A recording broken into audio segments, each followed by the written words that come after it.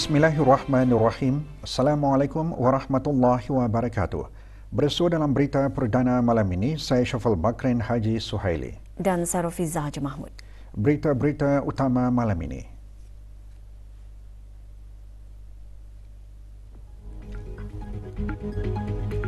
Kebawah Duli Yang Maha Mulia Paduka Seri Baginda Sultan dan Yang di-Pertuan Negara Brunei Darussalam bertitah menekankan negara Brunei Darussalam mesti komited dengan Al-Quran, memperkukuh pembacaan Al-Quran.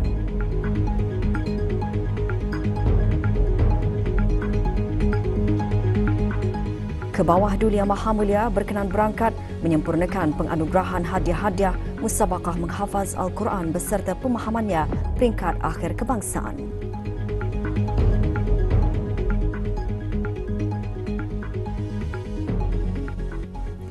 Kebawah Duli Yang Maha Mulia Paduka Seri Baginda Sultan Haji Hassanal Bolkiah Muizzuddin Wad Daulah Ibni Almarhum Sultan Haji Omar Ali Saifuddin Saadul Khairwaddin, Sultan dan Yang di-Pertuan Negara Brunei Darussalam bertitah menzahirkan keyakinan jika semua orang tunduk dan berpegang kepada Al-Quran, nescaya dunia ini akan aman sejahtera. Justru Baginda menekankan negara Brunei Darussalam mesti komited dengan Al-Quran, memperkukuh pembacaan Al-Quran.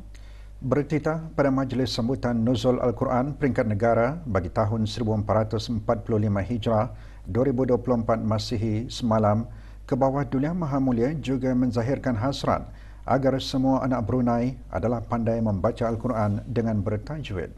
Baginda memulakan titah dengan menzahirkan kesyukuran kehadran Allah Subhanahu Wa Taala kerana dengan limpah rahmatnya jua dapat hadir di majlis yang penuh berkat itu. Baginda mengambil maklum tema Majlis Sambutan Nuzul Al-Quran peringkat negara pada tahun ini ialah Al-Quran Pedomanku.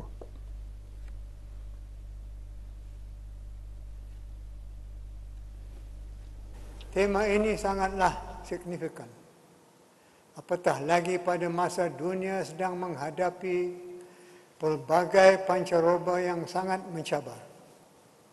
Dengan situasi ini, memang wajar kita menjadikan Al-Quran sebagai sumber utama rujukan dan pedoman dalam kehidupan ini.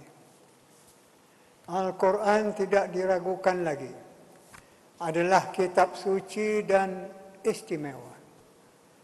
Di dalamnya terdapat panduan yang lengkap, lagi sempurna. Al-Quran mengandungi jawapan kepada segala persoalan hidup, baik yang berkaitan dengan hubungan antara manusia maupun dengan Allah Ta'ala.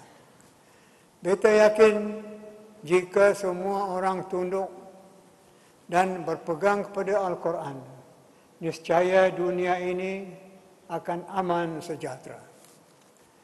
Kerana itu, Brunei Darussalam mesti komited dengan Al-Quran, memperkukuh pembacaan Al-Quran. Kementerian Hal Ehwal Agama dan Kementerian Pendidikan mesti menguatkan pengajaran dan pembelajaran Al-Quran di sekolah-sekolah menengah, kerajaan dan swasta. Sentiasa memantau perkembangan pembelajaran Al-Quran di sekolah-sekolah rendah hingga ke peringkat tinggi. Titah Baginda juga menyentuh mengenai pelaksanaan program tahsin Qiraatil Al-Quran dan kewujudan program Tadabbur Al-Quran.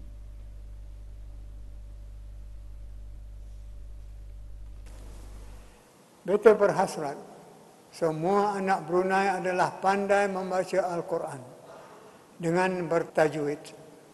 Maka oleh itu, khidmat guru-guru adalah diperlukan untuk melutani pengajaran Al-Quran, terutama bagi murid-murid di sekolah rendah yang belum berapa lancar membaca Al-Quran, di samping tidak mengabaikan juga pelajar-pelajar di sekolah menengah. Beta mengambil maklum bahawa Kementerian Hal Ehwal Agama melalui Jabatan Pengajian Islam telah melaksanakan program tahsin Qiraatil Quran yang mula diperkenalkan pada tahun 2021. Ini adalah rancangan yang bagus untuk meningkatkan kemahiran para guru agama dalam pembacaan Al-Quran. Beta percaya pelaksanaan rancangan ini mampu untuk menghasilkan guru-guru agama yang berkualiti dalam pembacaan Al-Quran. Selain itu, beta turut mengambil maklum mengenai program Tadabbur Al-Quran yang diungkayahkan oleh beberapa pihak, khususnya agensi-agensi di bawah Kementerian Hal Ehwal Agama dan lain-lain institusi pendidikan di negara ini. Dengan wujudnya pelbagai inisiatif murni seperti ini, kita di Brunei tidak hanya akan fasih membaca Al-Quran, bahkan juga akan dapat memahami maksud Al-Quran. Inilah hasil tadabbur yang diharapkan. Baginda seterusnya bertitah menzahirkan harapan pihak-pihak berkenaan akan terus menyokong usaha menghayati Al-Quran.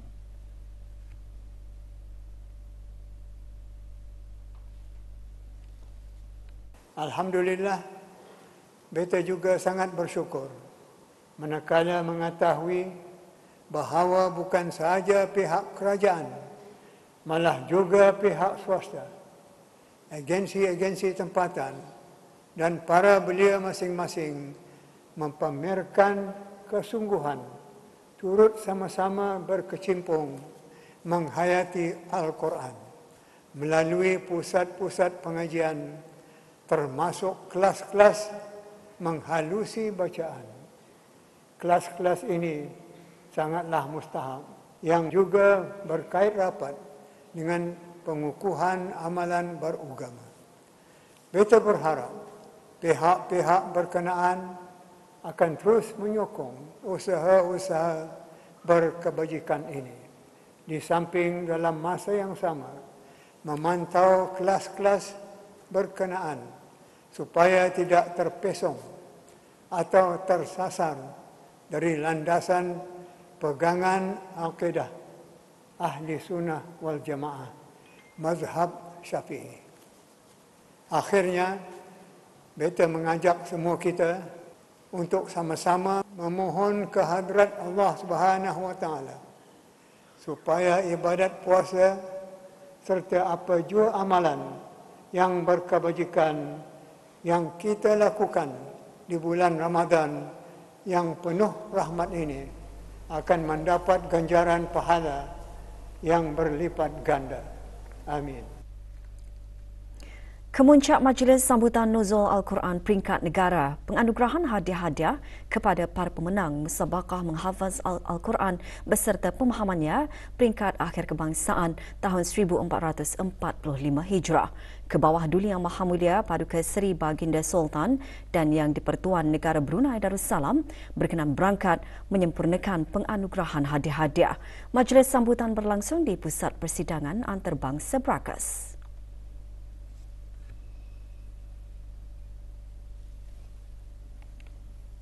Keberangkatan ke bawah Duli Yang Maha Mulia dijunjung oleh Yang Berhormat Hin Udana Khatib Datuk Paduka Seri Setia Ustaz Haji Awang Badruddin bin Pengarah Datuk Paduka Haji Awang Osman, Menteri Hal Ehwal Agama serta jawatan kuasa tertinggi sambutan.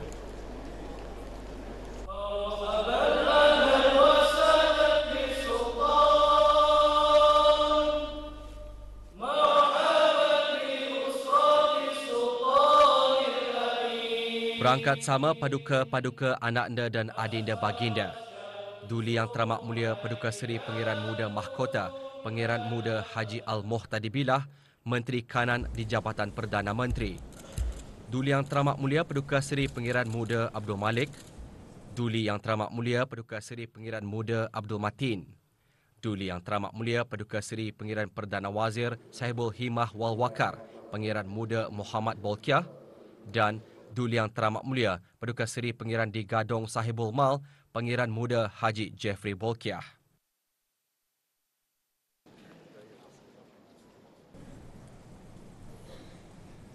Alhamdulillahirabbil alamin. Ar-Rahmanir-Rahim. Bacaan surah Al-Fatihah dipimpin oleh Yang Berhormat Pihin Datu Seri Maharaja, Datuk Paduka Seri Setia Dr. Ustaz Haji Awang Abdul Aziz bin Junid, Mufti Kerajaan. Ghairil maghdubi alaihim waladdallin.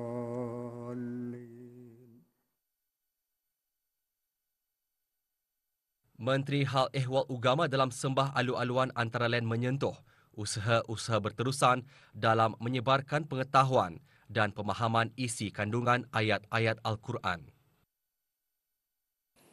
Usaha yang juga sangat dititik beratkan ialah melalui siaran radio dan televisyen dan juga acara-acara majlis keilmuan yang bertujuan memberikan huraian atau tadabbur, yakni memetik pengajaran daripada ayat-ayat Al-Quran. Para pemenang dari 5 kategori musabakah mempersembahkan hafazan beserta pemahamannya. Kategori A bagi menghafaz juz 30 dan beserta pemahaman juz 30 bagi peserta berumur 13 tahun ke bawah dimenangi oleh Dayang Nur Sofiah Solehah binti Muhammad Fikri. Sementara Dayang Alia Fathiah binti Haji Abdul Rajid memenangi kategori B, menghafaz surah-surah pilihan iaitu surah Luqman, surah As-Sajadah, surah Yasin, surah Ar-Rahman, surah Al-Waqiah, surah Al-Jumu'ah, surah Al-Mulk, surah Al-Jin dan surah Al-Insan beserta pemahaman surah Al-Qasas dan surah Al-Ankabut bagi peserta berumur 14 tahun ke atas.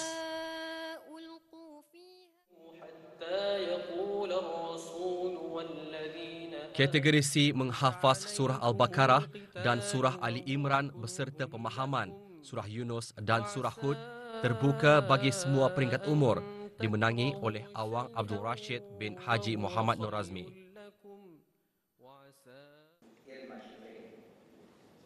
Bagi kategori D menghafaz 15 juz Al-Quran daripada juz 1 hingga juz 15 beserta pemahaman surah Sabah, surah Fatir dan surah Yasin terbuka kepada semua peringkat umur dimenangi oleh Awang Ahmad Huzaifah bin Haji Awang Hasbi.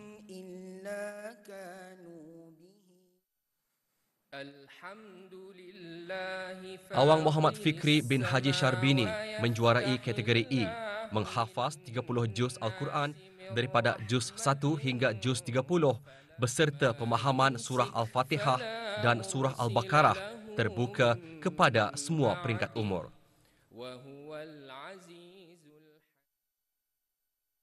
Johan kategori A Dayang Nur Sofiah Solehah binti Muhammad Fikri menerima wang tunai berjumlah RM1,500. Naib Johan Dayang Nur Shifah Hasanah binti Muhammad Fikri dan tempat ketiga Dayang Alia Sofiah binti Abdul Azim. Tempat ketiga menerima wang tunai RM750, hadiah iringan, digital Al-Quran dan sijil penyertaan.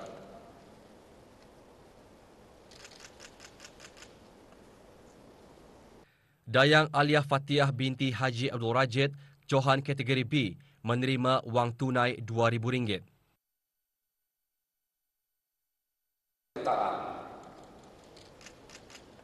Sementara Dayang Nur Amal Syafiah binti Irma Syukrin di tempat kedua dan Dayang Aina Zunah Insyirah binti Haji Abdul Manap di tempat ketiga. Hadiah iringan, digital Al-Quran dan sijil penyertaan.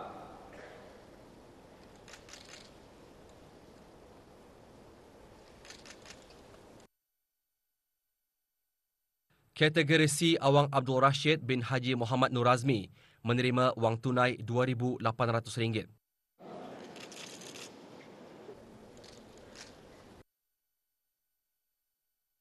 Pemenang kedua, Awang Muhammad Ahmad Mahi bin Haji Samri, manakala Dayang Siti Nur Akilah binti Haji Jahari menduduki tempat ketiga. Tempat ketiga menerima wang tunai RM1,500, hadiah iringan, digital Al-Quran dan sijil penyertaan.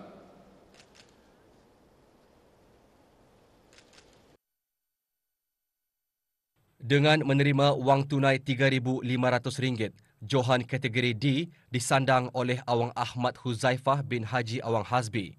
Pemenang kedua, Dayangku Nur Faizah binti Pangeran Haji Kamaluddin dan Dayang Siti Nurul Syafiqah Syahirah binti Haji Sufri Suhaili di tempat ketiga.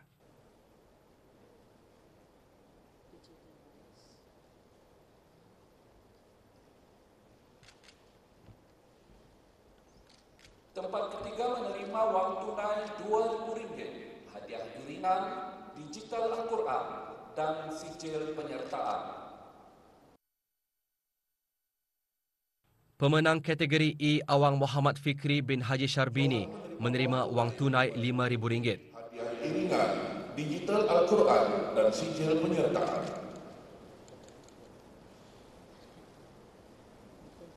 Naib Johan Awang Muhammad Adi Syazani alias Muhammad Is Razik bin Syahri dan Dayangku Nurul Hafizah binti Pangeran Haji Tajuddin di tempat ketiga. Para pemenang juga menerima hadiah iringan, digital Al-Quran dan sijil penyertaan. RM500, hadiah iringan, digital Al-Quran dan sijil penyertaan.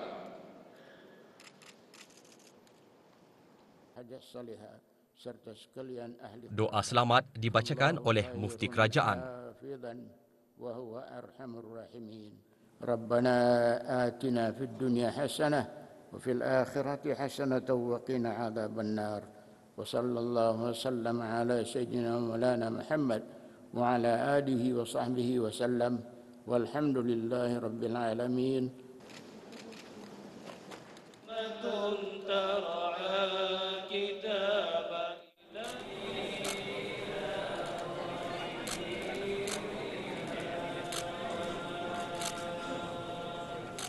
Sambutan tahun ini dikendalikan bersama oleh Kementerian Hal Ehwal Ugama, Kementerian Kesihatan, Kementerian Pendidikan, Syarikat Penerbangan Diraja Brunei RB dan Pusat Pengajian dan Penyebaran Al-Quran Mabims.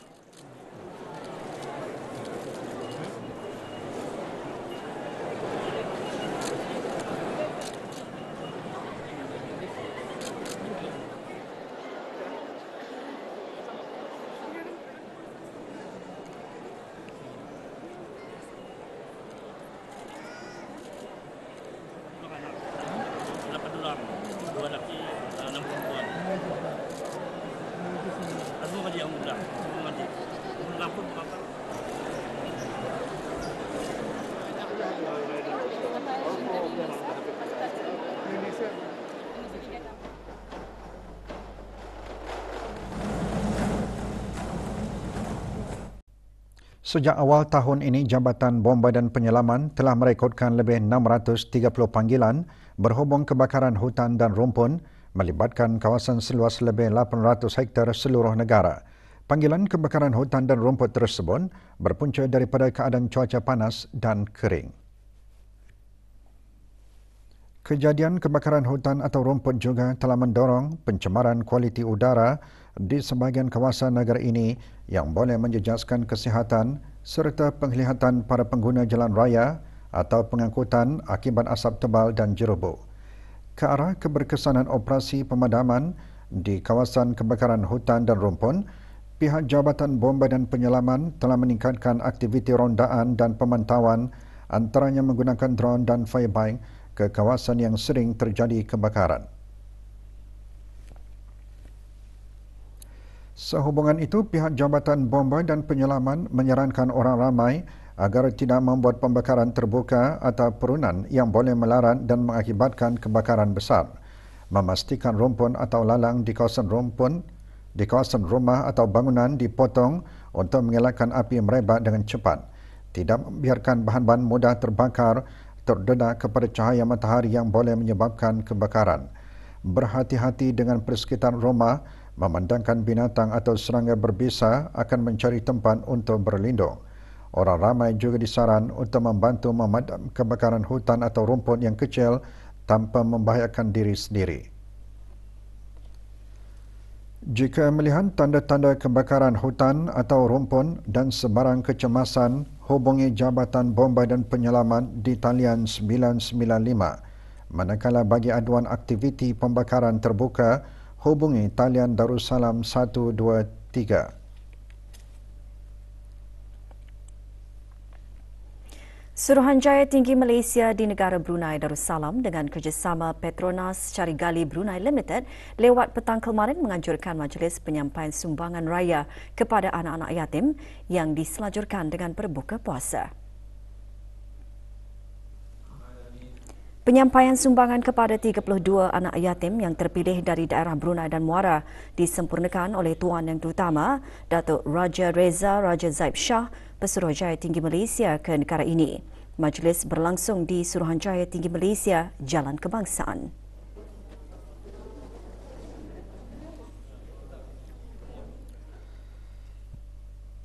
Sempena bulan Ramadan Al-Mubarak, Persatuan Pertiwi Brunei mengadakan Majlis Khatam Al-Quran.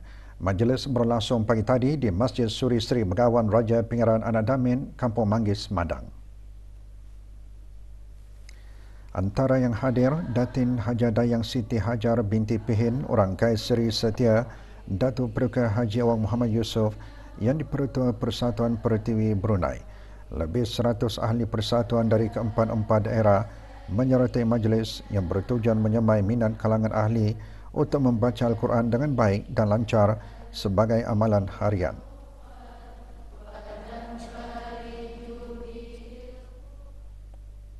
Syarikat Makan Ceria Sendirian Berhad Cawangan Lambak petang kemarin mengadakan majlis berbuka puasa khas bersama Yayasan Kanser Kanak-Kanak YASKA. Majlis antara lain menggalakkan perpaduan dan belas kasihan kepada masyarakat yang memerlukan. Persatuan Kereta Tahan Lasak Brunei PKTLB dan Lotus Light Charity Society LLCS kemarin mengadakan majlis penyampaian derma anak-anak yatim dan menyungkaikan di Dewan Kemasyarakatan Kampung Parin. 35 anak yatim dari Kampung Berbatik Kilanas dan Kampung Masin menerima sumbangan daripada PKTLB, LLCS dan orang-orang persendirian. Majlis diselajurkan dengan bacaan tahlil dan doa selamat. Majlis adalah salah satu acara tahunan PKTLB daripada aktiviti titian amal Ramadan yang diadakan di keempat-empat daerah. Menjelang Hari Raya Aidilfitri, Guardian Brunei menganjurkan Guardian Raya untuk semua. Acara berlangsung di sebuah pusat membeli belah di Kampung Salam Bigar. Acara berkenaan juga diisikan dengan pelbagai aktiviti. Ia dibuka bagi kunjungan orang ramai sehingga Ahad ini dari pukul 10 pagi hingga 9 malam.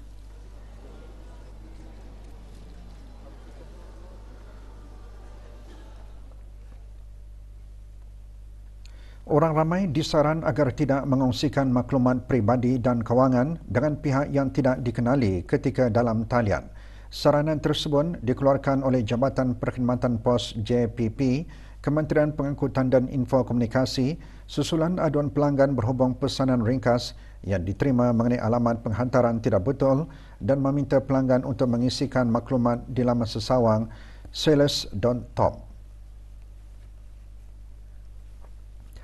Pautan teks pesanan ringkas tersebut adalah tidak benar dan pihak jabatan tidak pernah meminta maklumat peribadi dan maklumat perbankan daripada pelanggan untuk mana-mana perkhidmatan sedia ada.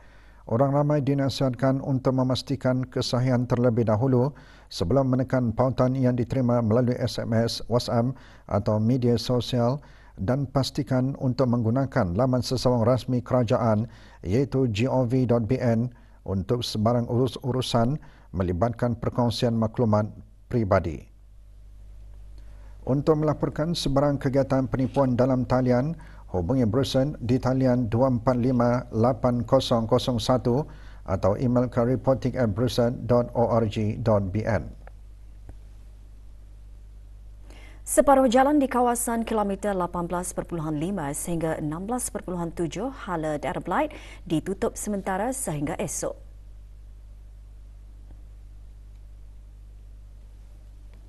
Jabatan Kerja Raya Kementerian Pembangunan dalam siaran medianya memaklumkan penutupan adalah untuk memberi ruang kepada pihak Jabatan Bomba dan Penyelamat melaksanakan kerja-kerja mengawal kebakaran hutan yang berlaku. Orang ramai boleh menggunakan jalan lumut Anduki sebagai alternatif jika perlu untuk menuju ke Seria.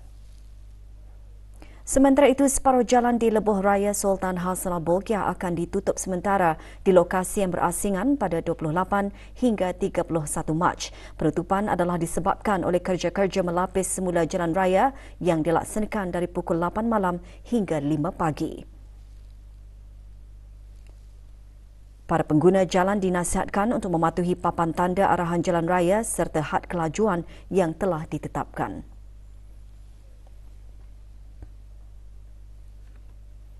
Sebuah syarikat di daerah Belain dikenakan kompaun oleh Jabatan Perancangan Ekonomi dan Statistik JPES, Kementerian Kewangan dan Ekonomi atas kesalahan di bawah Akta Kawalan Harga Penggal 142.